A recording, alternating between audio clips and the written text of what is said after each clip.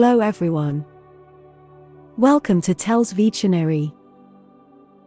Today, September 13th, our word of the day is truant.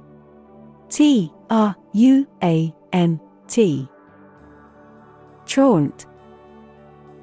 Truant is a 6-letter word and a noun.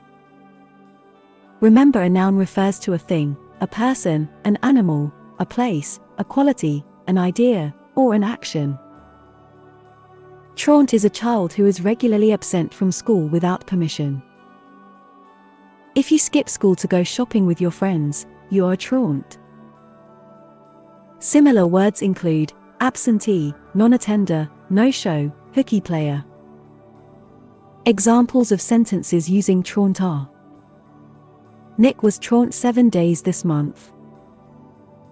He is also proposing placing police in and around schools to round up truants. Some students have been warned that they will be treated as truants. I had seen other truants being lashed mercilessly. A police crackdown on school truants in the Northwest area seems to be making progress. Learning mentors will work with primary school children who are deemed at risk of becoming truants. Make sure to save this new word, truant, so you can practice using it in your everyday sentences.